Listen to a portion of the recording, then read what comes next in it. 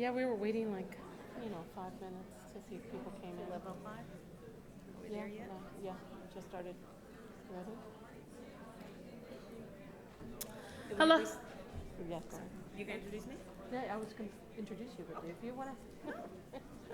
Hello, everyone. Welcome to the Context Conference of 2024. I'd like to get us started by introducing Dr. Wartina Davis, who will give some introductory comments. And she is the Dean of the College of Arts, Humanities, and Social Sciences. Thank you very much, Dr. Soto.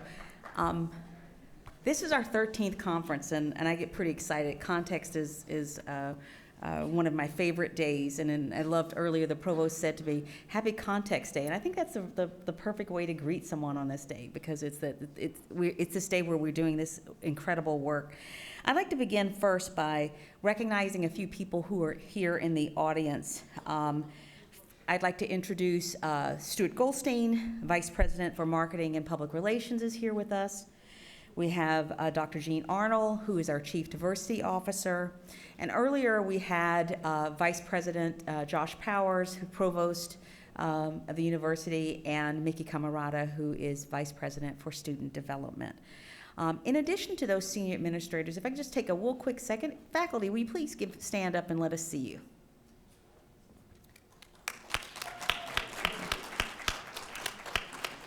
The heart and soul of our university. And I would be remiss if I didn't take this opportunity to recognize the committee who did all of this incredible work. I'd like to begin with Dr. Vidya Kalaramadan from the Department of Community and Social Justice Studies. Wait. Dr. Jamur Maddox from the Department of Psychology. Dr. Angie Yu from Communication. And I forgot to mention that the first two are co-chairs, Dr. Maddox and Dr. Kalaramadan. Dr. Carl Balea from Music. Dr. Denise Ussel from Sociology, Criminal Justice, and Social Work. Dr. Ellen Fry from Language, Literature, Culture, and Writing.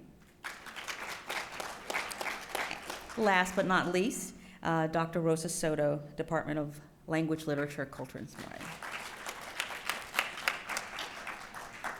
We wouldn't do this work if we have the committee, but this work would not happen if we also didn't have other individuals who are very much a part of this. We have administrative staff who are a big part of this. I would like to recognize Antoinetta Bertino, Yolanda Martinez, and Nancy El Shahawi for their continuous support of the work that we do here. I see Dr. Dean Venkat Sharma, who's walking in as well. I just want to introduce him as well. Dean of the College of Science and Health. Thank you for your support. And the person who pulled all of these threads together, Dr. Jana Hill-Tall, Associate Dean of the College of Arts, Humanities, and Social Sciences.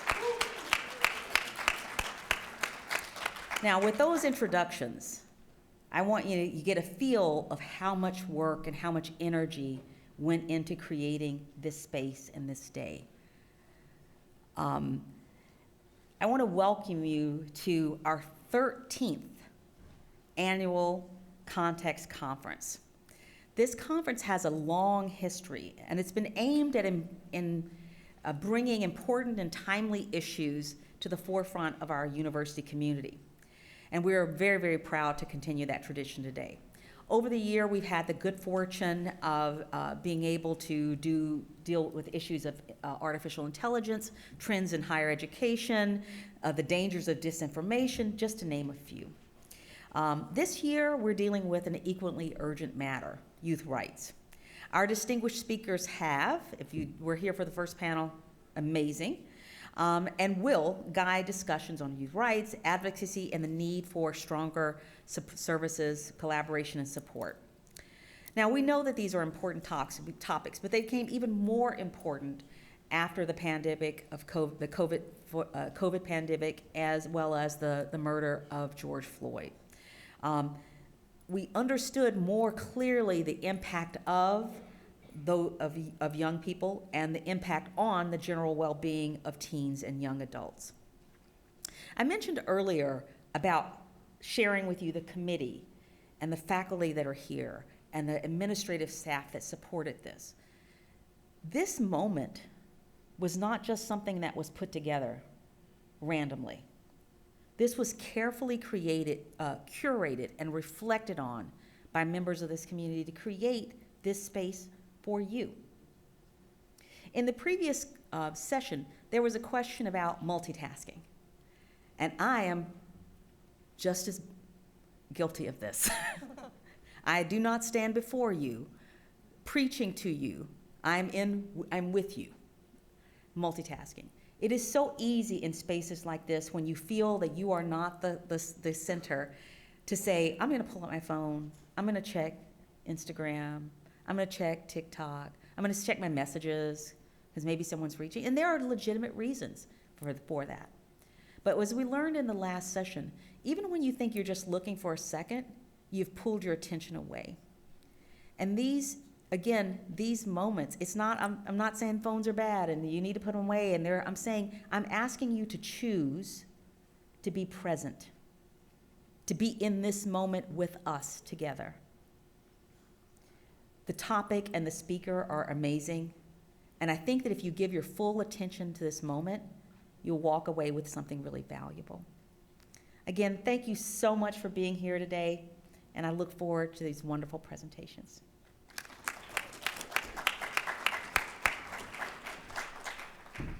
Thank you very much, Dean Davis. This is, by the way, somewhat of an abbreviated introduction because, as Dr. Quiros mentioned, you can actually read her information and biography up here. I also want to thank all the students who showed up today and remind students that you'll have the ability to check in afterwards, to check in for your attendance, and to also do a feedback survey for us if you can. So thank you very much. Okay, Dr. Laura Quiros, Ph.D., right, is an associate professor of social work at Montclair State University. She is a Latina and Jewish woman of color, a mother, a daughter, a coach, and a consultant. I'd like to say she published 2 books, one of which we should congratulate her, came out yesterday, so let's congratulate her for that. The 2 books are Incorporating Diversity and Inclusion in Trauma-Informed Social Work, and her new book, which came out yesterday, is Reimagining Trauma-Informed Spaces of Liberation. So the key there, liberation. Her work truly is about student well-being and youth rights, and most importantly, I couldn't take this out, most importantly about joy, something we all need a lot of in the world that we live in. So in my opinion, sí se puede. And let's welcome Dr. Quiros. Thank you. Thank you so much. And I want to just thank you all for inviting me here today. I am very excited to be here. I am really excited to hold space with students today. So thank you all. And we're going to go through some community agreements, and we're going to talk about being present. And in the next 45 minutes, we're going to cover the topic of trauma-informed care, social justice, and joy. So there's a lot here. And one of my hopes for you today is that you leave with more questions than answers. So I'm pretty informal in my talks. Like, we're gonna do some activities together. I'm gonna walk around. I may even call on people. So I really want this to be sort of an interactive space. I rarely just stand here and talk for 45 minutes because I feel like that's a little boring, and I want to engage you a little bit. So I always start intentionally with my introductions. I think that in general, we spend a lot of time making assumptions about people in the world. Like when I stood up here today, and yes, you know some of my bio, but I'm sure there were kind of thoughts in your head about who is she, where is she from, you know, what's her deal, what's going on. And so whenever I introduce myself, whether it's to my class, whether it's to my colleagues, whether it's to organizations that I work with, I always start like this, right? Because I am intentional about how I present myself to you today. And I do this as a model. I think some faculty in here, administrators, leaders, even students, when you're sitting with each other, like how much of yourself do you let each other know about, right? I always talk about those identities that are front and center, and then those identities that are hidden. So my name is Laura Quiros. Today, if you have questions, you can call me Laura. That's totally fine. My pronouns are she, her. I live in Montclair, New Jersey, where I've been for about 17 years on the land of the Lenape. It's important for me to name the lands that I'm on because my lens in the world is one of trauma. So I'm always conscious about what lands we're erasing and what lands that we are naming. I identify as a Black Latina who's also Jewish. My dad is Puerto Rican and Venezuelan, and my mom, who passed away about 3.5 years ago, was a white Jewish woman, and her family was from Poland. So I have a very multicultural background, right? I see some of you nodding. Maybe you can relate to that, right? And so part of that background is that I grew up in homes and spaces of both racism and anti-Semitism, right? That when my dad came from Puerto Rico, he was told not to speak Spanish and he was discriminated against, so he never taught my brother and I Spanish, right?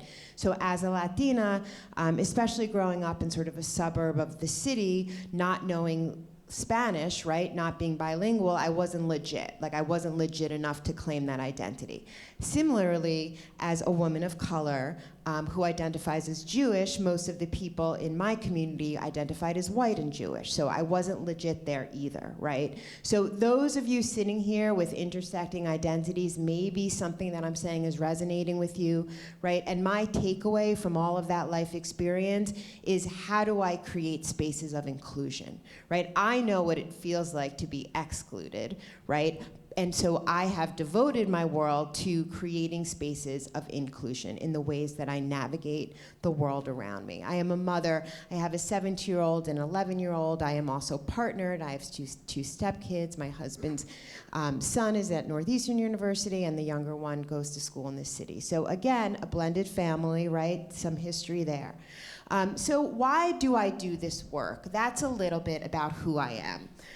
And today, I want us to ground ourselves, before we move into that, in some community agreement. So again, this is about how you're showing up today. And not only am I presenting sort of like what's called the keynote, but I'm also giving you kind of instructions for how you show up today. So whenever I do present, I'm always about how people are committing to this conversation.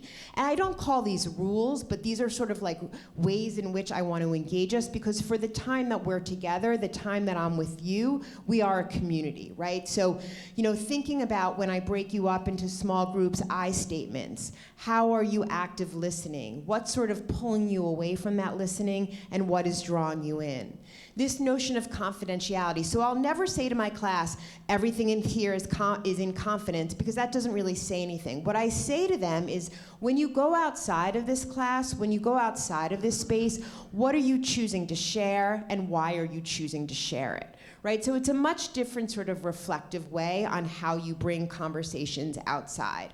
Making space and take space. So what that means is that some of you may be more extroverted in your classes, right? Some of you may speak, and some of you may fall back. But for those of you that are extroverted, are you noticing your classmates that don't speak? Are you pulling them in? Are you calling them in from the place of love because you don't want to take up too much space? We talk about embrace discomfort, right? So I believe that we have to practice being uncomfortable. It's a really bad feeling to feel uncomfortable. When I'm uncomfortable, I feel it in my stomach. I feel it in my head, right? My body tells me, and I have to push through that. So some of the things that we're experiencing in the world today are really uncomfortable, and how are you really sitting with that? How are you using yourself, and how are you also finding your own influence to create social change and to create trauma-informed spaces, which we're going to talk about today? So for my social workers in the room, where's my social work? Who have social workers, right? So my degree was in social welfare and philosophy, so I can touch both spaces. My undergraduate degree was in psychology, so those psychology people in here, I'm with you too, right? I really believe in intersectionality, and I really believe in interdisciplinary work, because that's where it's all about. That's where we get our power. We do not get our power from just staying in our silos, from being experts in who we are. So I want us to start off with a little activity. And the reason that I want us to start off with activity, and I think what I'm going to do after I explain to you my intention and why, is that I really just want you to turn to the person next to you and have this conversation for about 10 minutes. So I believe, in general, that we kind of live in a world where we don't really know each other, right? I spend a lot of time with people in my university. I do a lot of consulting for organizations around social justice and trauma-informed care. But really, do we know the people that we're working with? You know, I've been teaching in academia for about 18 years now. I'm at Montclair State for about 3 years, and I was at Adelphi University in Long Island for about 15, where I was also an associate dean. So I really know this world of academia. And what I know is that oftentimes it's a world that is not a place of belonging, where we generally stay in our silos and where we don't live into community.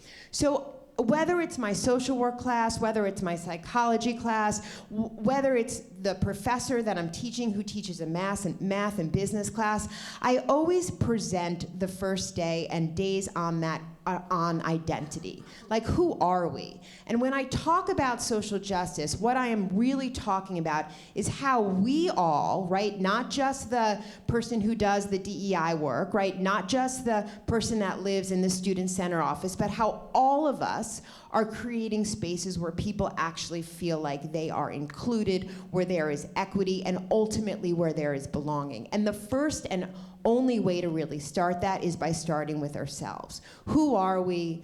What has been our socialization? What are our identities that bring us privilege? What are our identities that bring us oppression, right? Because those are all intersecting. And so what I want us to do is I want you to just entertain me for about 10 minutes. We won't do it for 15, I promise. But I'm guessing you're probably sitting next to somebody that you know pretty well, or you maybe wouldn't have chosen to sit next to them. That's kind of how it goes. We kind of gravitate towards the people that we know and the people that we feel comfortable with, right? It's also called affinity bias.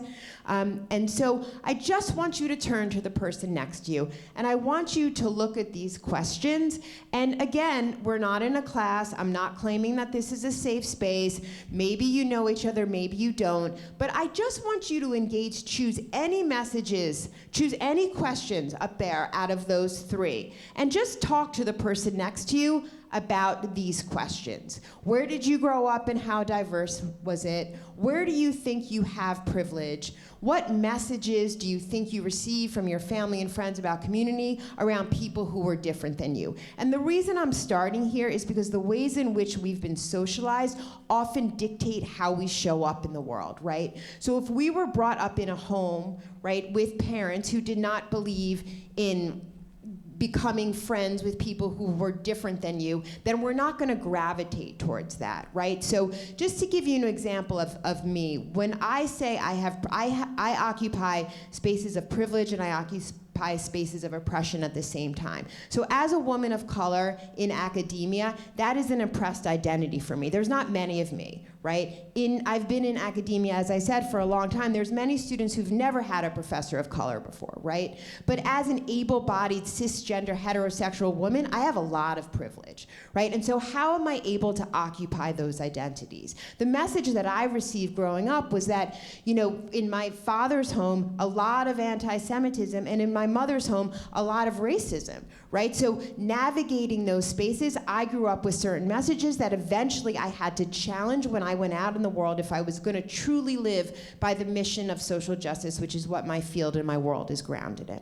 So I just shared a little bit of myself as a model, right? I'm modeling and being vulnerable for you because I would never ask you to do an activity unless I shared parts of myself with you first. So that said, please turn to the person next to you and look at these three questions and answer any of those that you want and see how it feels. Do you feel uncomfortable answering those questions? Do you feel open answering those questions? And then I'm going to walk around a little. I'm not going to listen in on your conversations, but I'm just going to observe, and then I'll bring us back together. So, ready, set, go.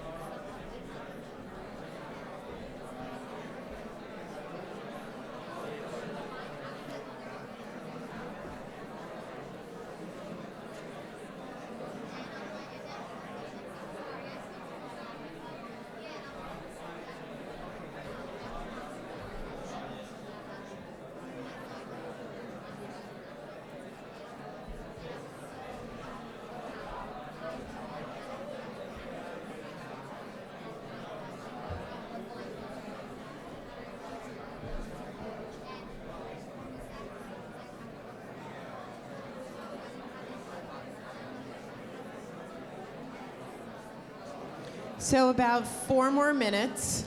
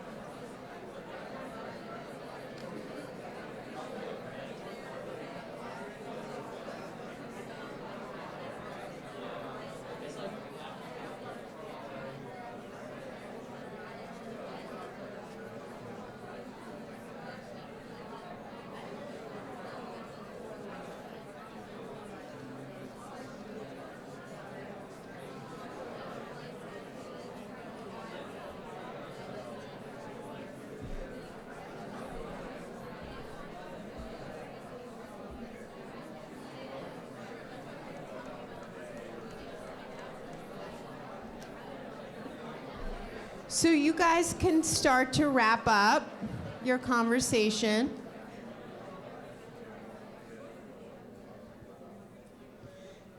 So I'd love about maybe 3 or 4 volunteers to share. You don't have to share the intimate details, but just what was that like for you? Like, what was it like to answer those questions, to ask those questions, anything that came up that you want to share? I think that mic works. Can I have like 3 people come up and just share? Thank you. Come up. Yeah, come up. Or I can bring the mic to you. Here, I'll bring the mic to you. And just say your name. Hi, my name is Gabrielle Veloso, and honestly, it was almost like a little embarrassing. I was embarrassed that my parents are not as accepting as I am, and I'm embarrassed that sometimes when I do talk to people, I have an implicit bias, and I can't ignore that. But I have to sit down and accept that, yeah, I do sometimes make these stereotypes, and I do sometimes have these judgments of people that are completely unfair, and it's really deeply rooted. Like, for example, my dad is a very hardcore Republican, and my mother is a Democrat, and we all come from the Philippines, and they both have these like deep-rooted ideas, and maybe they don't outright say it, but they say it in the way that they judge people. They say it in the way that they act. They say it when they're in the subway, and they'll immediately sit on the other side because they're subtly judging people. And honestly, I'm embarrassed. I'm embarrassed that I have these ideas of people before I even get to know them, because honestly, people all have their great ideas and great personality traits, and I'm sometimes I do make those judgments, and it was hard to answer these questions, even though I feel like I have the privilege of being educated. So yeah, that was my experience. So amazing, amazing, amazing. I want to just commend you for 1, speaking up, and 2, for your honesty. And I want to just validate, the research says we all have implicit bias. So if you're sitting here thinking you don't have implicit bias, you're wrong. We all have implicit bias. The idea is not to sit in spaces of shame about the implicit bias, but to actually say, okay, that came up for me. What am I going to do with it? I'm going to push back against it. I'm going to read something. I'm going to understand where it came from, right? And that is the work. The work is not to feel bad about it, because we all have it. I think the other thing that you said that was so beautiful is that we grow up in homes where we're socialized, and as children, we don't have choices, right? Like, this is the world we were brought into. And then we become adults and we do have choices, right? So when we have those choices, even if we grew up with messages around bias around certain populations, when we become an adult, when we become a young adult, what are we going to do with that? And oftentimes there are these moments of cognitive dissonance when something happens in your life and it shifts, right? So I'll give you a story before we come to somebody else. I was doing training for a union, an electrical union. This was a few years ago in Queens, New York. After I taught, I'd go to this place in Queens, and a whole bunch of sort of mostly white-identified men, electricians, would come, and I'd train them on anti-racism bias. So me, right, with all of these men, it was challenging, and it was like challenging in the best way. So one time, time a man was sharing, because we were talking about socialization, and he said he grew up in a home with a white identified father who was racist. He believed that Black people were not good, that they were less than, they weren't worthy, and he grew up with these messages of racism, right? One time, fast forward, he's working under, and I'm gonna get sort of the terminology wrong because I'm not an electrician, but he was working down in the subways and something happened. There was like an electrical problem and it was like life-threatening. It was really, really bad. And his co-worker who was working with him was a Black man.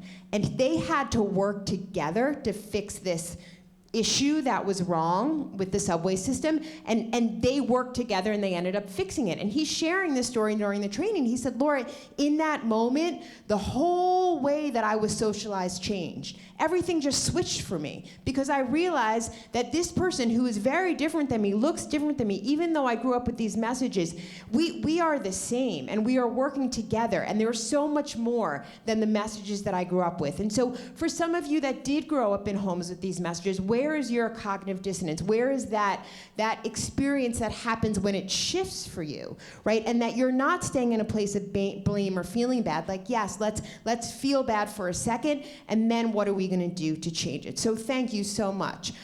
Somebody else. Yes, please. And your name? My name is Danilsa. For me, speaking to Charlene, it was very, I guess, eye-opening to understand, to learn how she grew up, the areas that she grew up in, and like the privileges she had, and how different it was for me. And then when we got to the question, where did you have privilege? My answer was that I didn't fully have the privilege that, you know, everybody just assumes is privilege, but in a sense I did, because I was able to, like, different to my parents, I was able to get an education that I didn't have to like earn or fight for, or, you know, wake up early in the morning and do, you know, work and then go to school. I woke up, breakfast was made, went to school, all that stuff. And then I realized later on into my adulthood, I had my son in high school, and all of that changed, because now I have to like fight for everything and fight for a place in the society. Like, I dropped out of college after high school. Granted, I was studying something I didn't like, but for me to come back to school at the age of 22, I think it was the hardest thing for me to do, because I was like, I have to focus on being a mom, and I have to work, and I have to focus on my kid. But thankfully, my parents' perspective on that has changed a lot. They've been able to help me a lot in the sense where they're like, I'll take care of your child while you go to school and you go to work, and you try to make a life for you and your son. So in that sense, like, I do have that privilege, but then being, you know, a single mom, a woman of color, a Latina, it was just a lot, especially in like the work area and stuff like that. Like, I had to fight to become a supervisor in a lot of my jobs. Like, it's just, you know, realizing how her and I are alike in a sense, but also very different, was really cool to learn. And I'm so happy you're sitting here right now. It's amazing, right? And also just what you shared in terms of how it shifts, like context. This is a conference also about context, that depending on our context, our points of privilege and oppression kind of shift, right? Thank you for sharing your life story with us. That was really amazing. Yeah, one more, over here. Here. Pass the mic.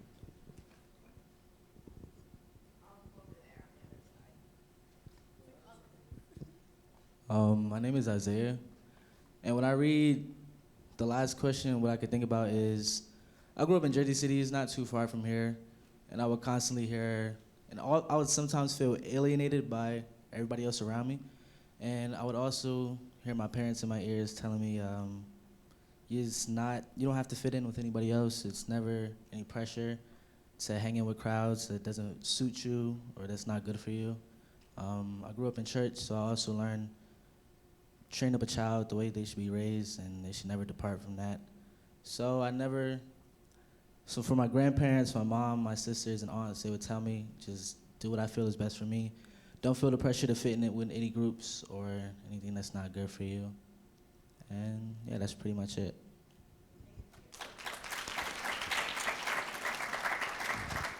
Yeah, and we see how sometimes the messages that we received really guide us and help serve us, and sometimes it's a choice to push back on them. So this is about building community. This is about getting to know each other. Look at how much we've just learned in these first kind of 15 minutes we're together. And this was just I just gave you a taste of it, right? Like, you can continue this in your classrooms. You can continue this with each other. And I really want you to think about, like, do we actually know the people in our lives? Like, do we actually really know our classmates? And for those faculty in the room, like, in order for, I believe, and this is, I'm speaking from the I, in order for students to actually really learn, they have to feel uncomfortable at some point, but in order to feel uncomfortable and move past that discomfort, they have to feel safe to do that. And so how are you creating that sense of safety in your classroom? Not just saying, I could have walked in here tonight and be like, this is a safe space, what says in here stays in here, but I can't do that. I don't have the privilege to tell you this is safe space, because you don't know me and I don't know you. I can't claim that. But what I can do in my classrooms, in different spaces that I occupy, is that I can create community so that people start to feel safe. My students don't feel safe until maybe like the 5th, 6th, 7th week of the semester, and that's okay. I don't expect them to, right? So I also think, how are we giving each other patience? How are we working with each other to create this sense of safety? So again, thank you for all of you who kind of indulged in this. The last thing I'll say about this particular topic before I move on to this word of social justice is that, after the murder of George Floyd, I got a lot of calls and emails. As I think is shared in my bio, I'm not only a university professor, but I have a pretty big consulting practice where I work with law firms and organizations and a lot of nonprofits around really creating inclusive spaces.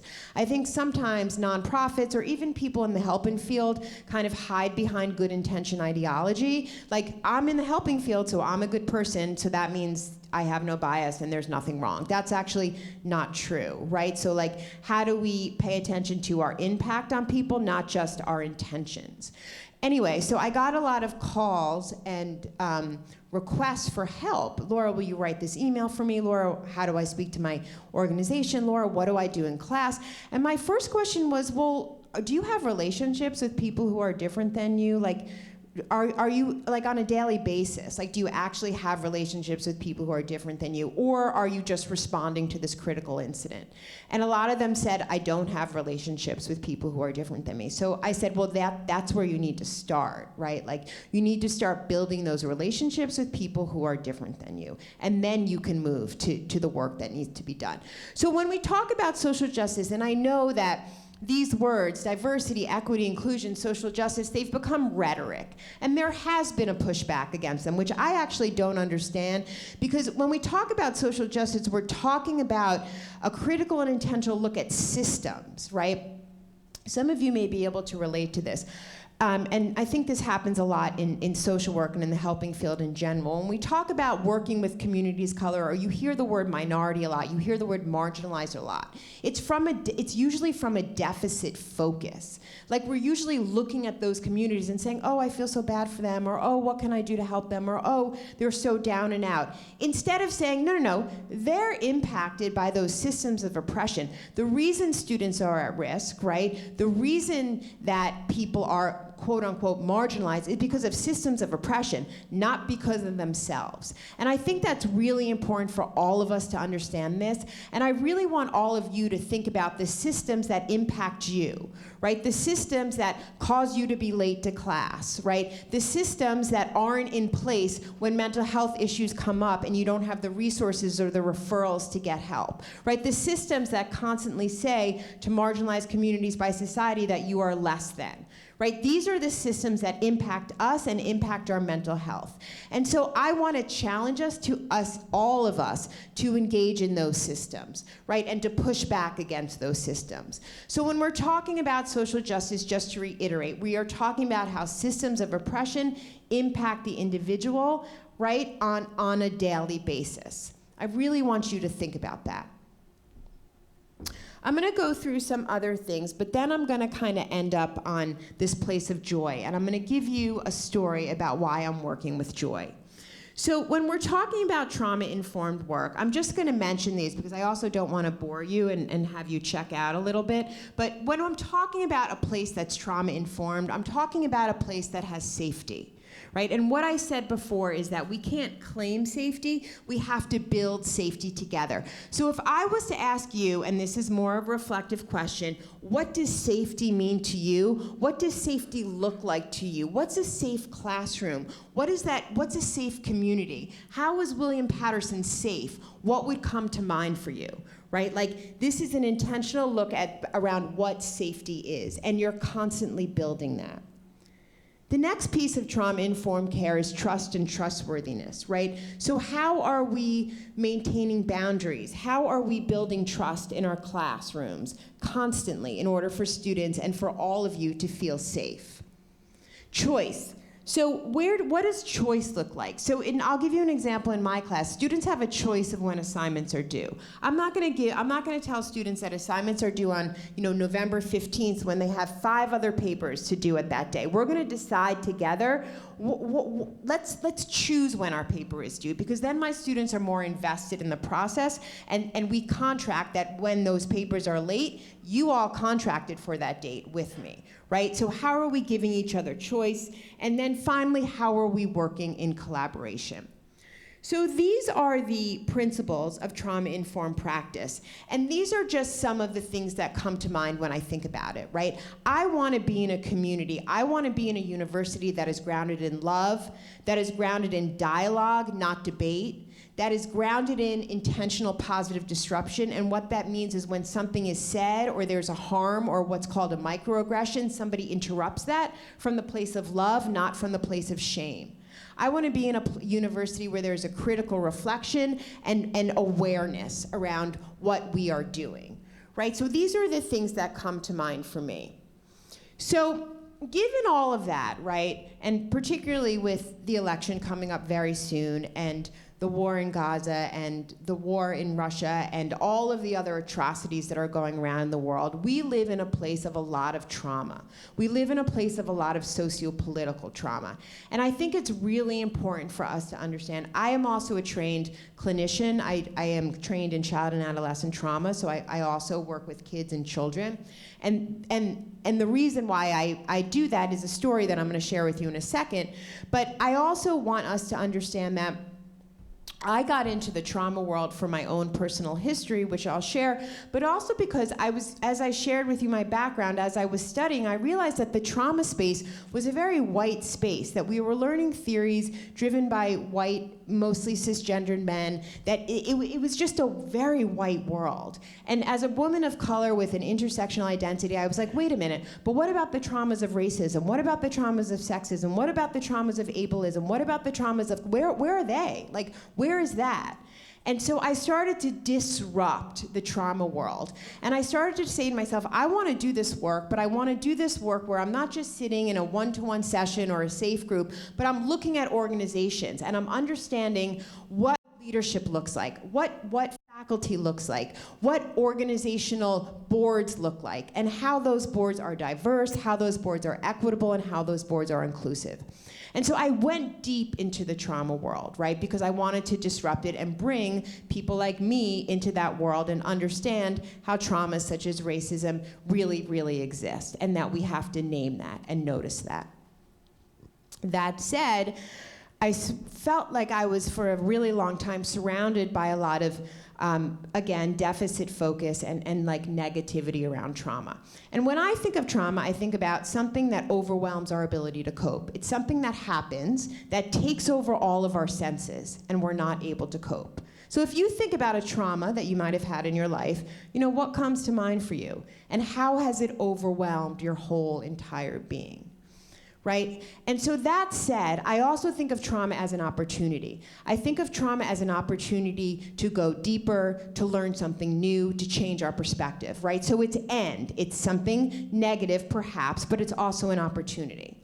So the reason I started, I think, all of this work and really led me to this work of trauma, and as I shared my intersection with social justice is that when I was 5 years old, I had a brother who was maybe 6 months old, and he passed away from sudden infant death syndrome on Christmas Eve. I was home alone, which is another story, for a little while. And you know that feeling, maybe you have had it, when you know something's wrong? So I felt like something was wrong, and I went to, his name was Daniel, and I went to check on Daniel, and I knew something was wrong, but I was 6, right? So like, what did I know? Fast forward, my parents finally came home, and it turned out that he had passed away in his sleep of sudden infant death syndrome. So I was 6, right? So that was an adverse childhood experience, and it changed my life, right? So I wrote short stories on it. I entered contests around talking about Daniel. I mean, I was like all in, because that's what happens. I also developed some trauma responses to that, right? So I became very hypervigilant. I became very, I had a lot of OCD stuff. I became very anxious.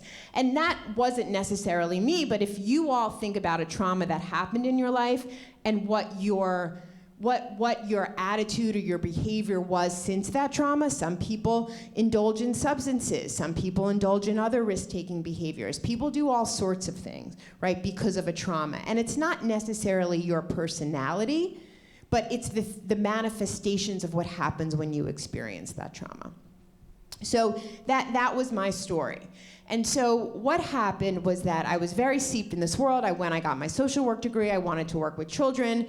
And then I found other parts of myself. I went back and got my Ph.D. And life went on. I had my kids. And then when my mom passed away, it was another sort of trauma for me, right? And she passed away very suddenly from lung cancer, and she had a lot of pictures left over. It was older generations, big picture books and albums and all of that. Some of our parents may have that, some of us may have that. And I was going through her picture book, and I found this picture of me. And I was probably 5 years old. I knew it was before I was 6, before Daniel passed away, because of the old pictures had the dates on the back. And I looked at this little girl, and she was really cute, and she had her hair in pigtails, and I was wearing like a shirt with a big rainbow on it. I had missing teeth, and I was like really happy. Have you ever looked at old pictures and you can like feel the happiness? I mean, maybe we could see that on our phones, but I think there's something about holding an old picture and you're like, oh God, I remember that moment. That was amazing. And I remember holding that picture and being like, wow, like I want that joy. I don't have that joy anymore. Where is that joy before the trauma? And of course, this wasn't like a one-time thing. I mean, I talked to my therapist about it. It was like a whole thing. But I was like, that picture. And so I thought to myself, you know what? I'm going to reclaim that trauma. And it doesn't mean I'm going to forget about Daniel, and it doesn't mean I'm going to forget about my mom, and it doesn't mean I'm going to forget about all the things that happened in my life. It's going to mean that I am also going to reclaim that joy. So I want us to really think about that for a minute. Something that may have happened to you in your life, and you develop these ways of being, and then something may shift for you, right? And I believe that we, especially as we get older, right, we lose that sense of joy. Like joy, I'm not talking about well-being, I'm not talking about mental health, I'm talking about the word joy. And so I came up with this idea that I actually think as a social worker, because I don't care, I could have a PhD, I could have all that stuff, but in my heart, I'm like really a social worker, that social workers are restorers of the soul. So one of the things we do as social workers is that we help restore souls, whatever souls mean, right? I'm not putting any religious identity on that. We help our clients, our communities, our families go back to that essence that may have been shut down, that may have been hidden, that may have been washed over from trauma, interpersonal trauma, socio-political trauma, whatever kind of trauma you want to name, right? And so I want to challenge you to find your joy. In this moment of really hard stuff, in this moment of a world in which we live in that is unsafe, that is not equitable, that is not fair all the time, that is sometimes really harsh, I want you to find your joy in all of that. Because if you don't find your joy, you're not going to be able to thrive in these spaces of liberation. You're not going to be able to do the work that you need to do. And so I want you, again, to turn to your partners, and I want you to look at these questions. What is your earliest memory of joy? Was it a constant state?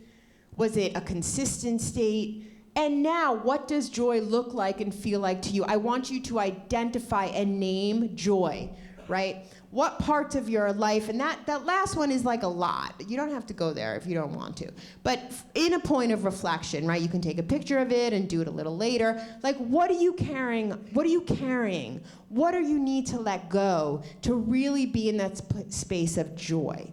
And again, it doesn't minimize anything, and it's not like, oh, let's be joyful. That's not what I'm talking about. I'm not talking about happiness. Again, I'm talking about joy. Where is your joy? So 5 minutes, because that's really all we have before I open up for some questions.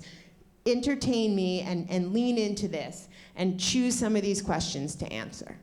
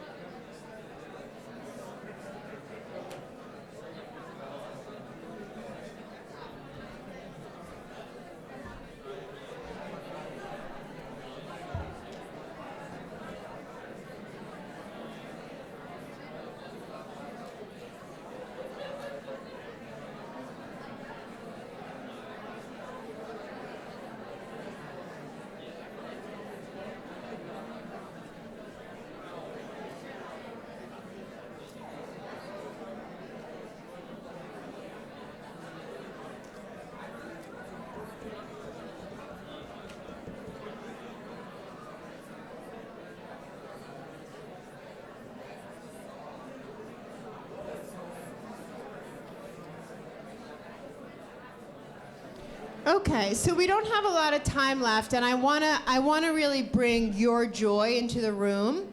So let's have some new volunteers talk about joy. Let's bring your joy into this room. Who can get us started? And I'll choose somebody if no one wants to raise their hand. Okay, go ahead.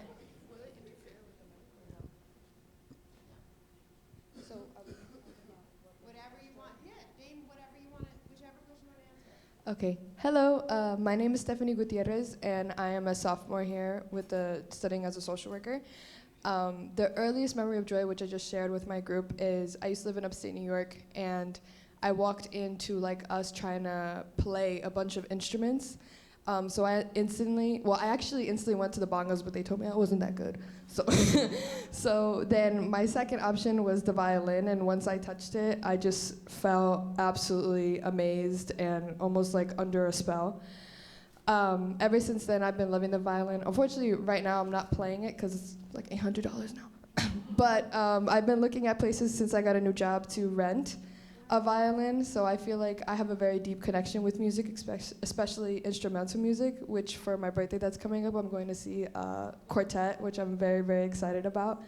But definitely since I was younger, I've been in love, enthralled, and overly like excited about music, especially like violin, string music, jazz, blues, all of that is just fantastic to me. So that's my earliest memory of joy. Thank you. And if anyone has an extra violin, please share it. Who else? Joy, joy, joy. Okay. Who? Wanna go? Okay. Hi, my name is Jaleesa Periona. I'm a sophomore. I would say my earliest memory of joy would be cooking with my mom. We would make like little home videos too, so like she would go grab other things and she would tell me to mix the beans or mix the rice. So yeah. Other people? Okay. Hello, I'm Christine Gonzalez. I'm studying to be a social worker. Joy to me is my son. He's 4 years old. He's my pride and joy. I've never really, I feel safe. I feel like this is a safe space. So I think why I cling to him so much and why he's my pride and joy is just because I think I was abandoned by my father when I was younger. So I think like going through that for so many years, I think like I just want to make sure that he's okay and that I'm his safe space and I'm present and I'm with him. So I think it's like kind of like a bittersweet. Like, yeah, it was trauma, but it brought something good in my life, and I realized it. So thank you for making this a safe space for me. Thank you. Thank you so much. Anyone else? Walking back here. Oh, you want to go? Hi, I'm Madison Canupel, and I'm a secondary ed and English major. And I feel like my earliest memory of joy is when I first started to get into reading, and it was Twilight. I was like 8. I feel like since I struggle with my learning disability, so reading and math and stuff doesn't come easily to me, and I always felt like I was kind of dumb and stupid.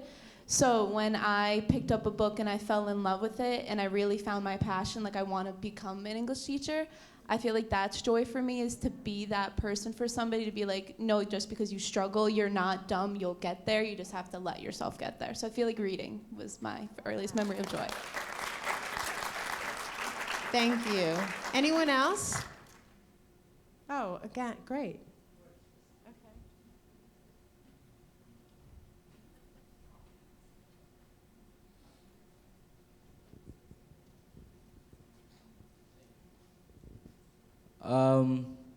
My name is Isaiah again, and my joy would definitely be singing. Like, I've been singing since a child, and whenever I end up performing and like the bright lights are on me and when I'm done, the cheers, I feel very joyful and grateful. So whenever I sing, that brings me joy. Thank you. I hope you get the opportunity to sing more. Anyone else? Yes.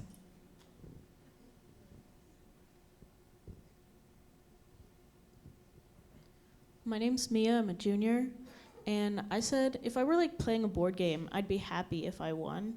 But if I were like with the people I love and we're laughing, we're joking, that's joyful. It's an overall feeling of just loving where you are and being comfortable.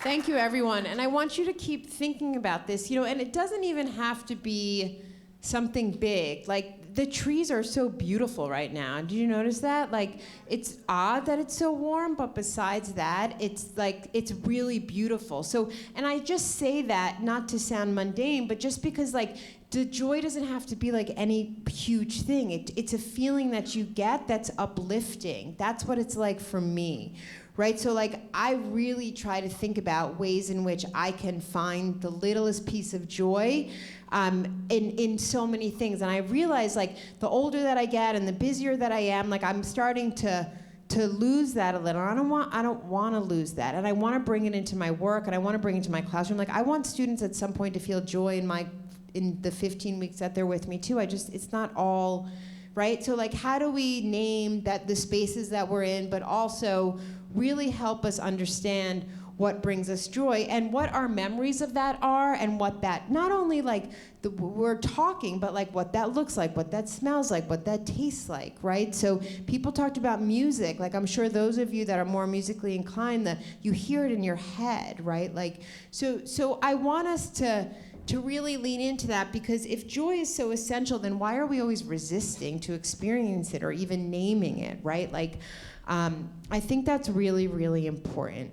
So, just to kind of recap everything that we did today, we talked about a lot. In every area that I talked about, we could have gone into sort of like a half-day workshop on it, right? Talking about building community, who we are, how you're introducing yourself to each other. And again, like, what identities are front and center for you, and what identities remain hidden, and why do they remain hidden, right? Like, I always start my first day of class, I ask my students, how do you identify? And I leave it very open. I introduce myself first, but then I ask them that, and they'll say their name, and then they'll probably say their pronoun, and then that's it. And I'm looking at that, I'm like, that's it? That's all you want me to know? Like, that's your only part of your identity? Like, I want more. Like, I want more of you, right? Especially those of you that are from many places and have many stories. Like, how are you bringing that into the classroom to create that sense of safety and to create that sense of community with all of you, right? With each other.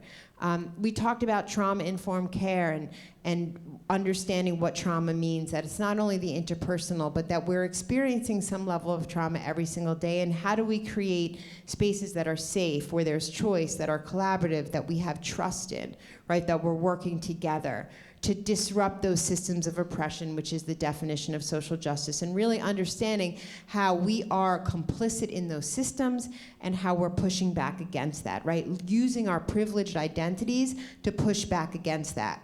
We talked a little bit about bias. We all have implicit bias, right? So it's not about sitting in spaces of shame, but it's about really understanding how we learn more about why we have that bias and pushing through it. And then we talked about joy. I told you my story on joy, and I really am serious that I want you to lean into joy in ways, because I only think it will help us be better in whatever we're doing out there. So I'm gonna pause, and I do have some time for questions. So you are all, amazing participants. I watched all of you. There was not much double or triple tasking. I feel like people were really present, which I really appreciate. And does anyone have any thoughts, comments, questions for me at all? Doesn't even have to be a question. It could be like, I'm thinking about this, or this resonated for me, or I didn't understand this. Anything? Anything? Yeah.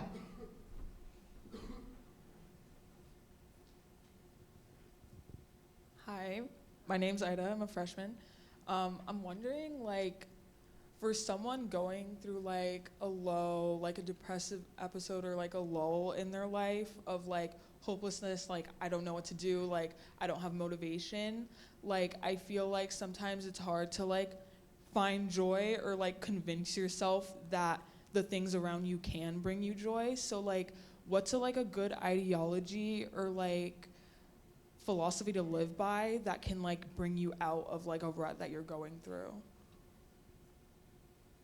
Thank you for that question. I think for me, and this is just for me, but I tend to like focus more on where that feeling lives in my body and pay attention to that. So like, I know when I'm not doing well, I get really anxious and I become really all of a sudden very busy. Like I'm doing 50 things at the same time. And I have to say, I'm doing 50 things at the same time. That means I'm anxious about something. Like slow down and pause. Like I think we need to pause a little more. And I also think we have to spend some time acknowledging the pain that we're in instead of just trying to rush by it and fix it. Like it's okay to be sad. It's okay to feel hopeless sometimes. Like that's okay. I want to give you all permission. And then it's like, okay, I'm feeling this way. Where does it live in my body? How can I work on my body? And also, what's one thing that's going to make me feel a little better? It could be something to eat. It could be something to watch. It could be taking a walk, right? So I think little, like incremental things, pause and paying attention to where it lives in our body, right? Like I also have been, just spending more time being still when I'm not feeling great, right? So let's like acknowledge that and not try to like rush it and move the feeling past, because that's just gonna make it worse.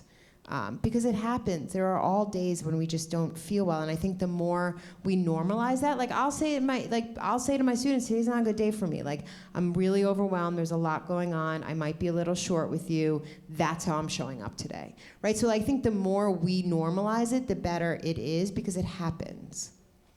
I don't have a fast, I don't have a handout for you, but like that's what I would say. Yeah. So my question is regarding more kind of like seeking jobs or like maybe internships, and they ask you like those type of kind of questions of like, oh, are you a citizen, are you this, are you that? I feel like for me, it took a long time to say that like I have anxiety or like I deal with certain things like that. And what makes it really worse, because I love how you said that as a professor you say, like what do you identify as? Usually, for the first time I said it with my professor last semester, Professor Bailey, they told me that I had like a panic disorder and stuff like that, but I feel like the heavy labels of disability and disorders take a big toll, at least for me, because for me, judgment was like a big part that really, like, how do I say, really like cultivates into my anxiety issues and stuff like that. So I like to say I live with anxiety, I don't suffer from anxiety. I try to change my lingo in that because it does weigh a lot, and I feel like people don't understand or don't grasp how just those little like transitions from suffer to live actually play a big role in how we perceive anxiety or how we perceive negative emotions, when we really need them to appreciate the joyful emotions as well. But my question is regarding how I see how in a lot of internships that I'm trying to apply for or jobs, they always ask disability and stuff like that. Do you have one of the following? You see anxiety, depression, stuff like that. And it's like, I always say I prefer not to answer. But even as a student, and I sometimes say, oh, like I'm dealing with this, I do feel like I've experienced from faculty, not from here, but just overall as a student, I've experienced like a little like, oh, are you sure you're gonna be able to do this? Are you sure you're gonna, even I used to be a volleyball player, and I feel like, and I've addressed this to my coach, but there was moments where I felt like she used my anxiety against me, saying like, oh, I don't want you to be too much pressure, I'm gonna sit you out on this one. I'm just like, that's not the case. So I just feel like how would I, or people in this space address feeling like I wanna feel more inclined to say, yes, I deal with this, but that doesn't mean I am lesser than or deemed lower. Yeah. So many great things. So one thing is that I've done a lot of work and learning in disability justice lately. I actually had the opportunity to work on a documentary called Patrice the Movie. If you haven't seen it, you should see it. It's amazing. It's on Hulu, Patrice the Movie. And disability is something that we as a society have not accepted. People who are disabled, this world is not made for them. It's not that there's nothing wrong with them, there's something wrong with us. We haven't made this world accessible to them, literally and figuratively.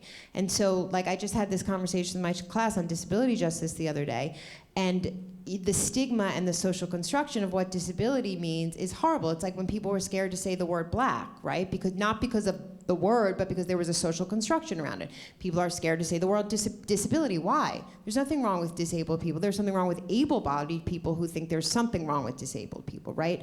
So to answer your question, right, again, going back to if things like anxiety were normalized, it wouldn't be an issue. But I'm not going to tell you to check that box if you feel like you're going to be stigmatized against. Like, I know my students in internships. I just had a student the other day, a woman who identifies as Latina, and she said for the first time she realized how much she was being discriminated against because of the ways that her field instructor were talking about the Latina clients, and she's like, wait a minute, I'm Latina. You must be thinking those same things about me. So I would never tell anyone to check a box if you don't feel like you're gonna be honored in that space when you check that box. Like, don't check that box until you figure out, because you're right, like it's why I don't teach assessment and diagnosis, because I just feel like we have become a society where people label people, and it's not, somebody that has anxiety, that doesn't mean they're an anxious person. It means it's one part of them that gets anxious because of something, right? Like somebody that is borderline personality, they're not a borderline. It's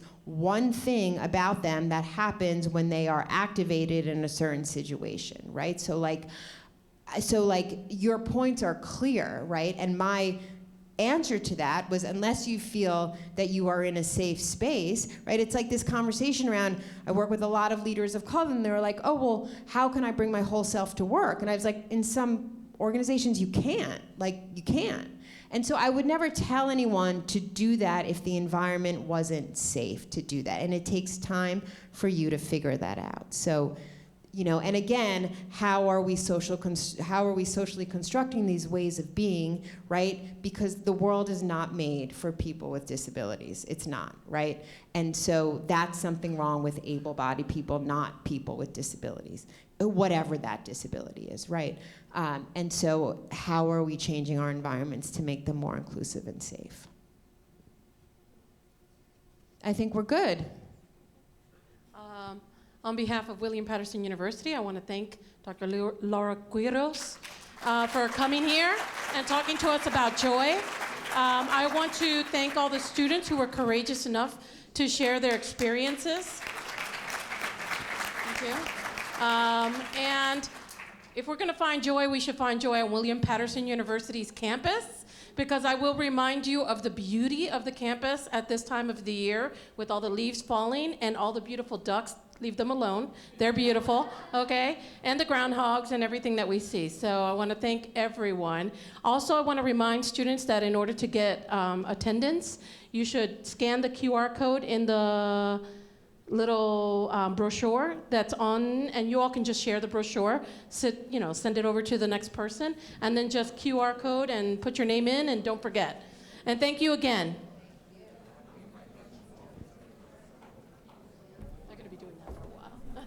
The QR code? Yeah.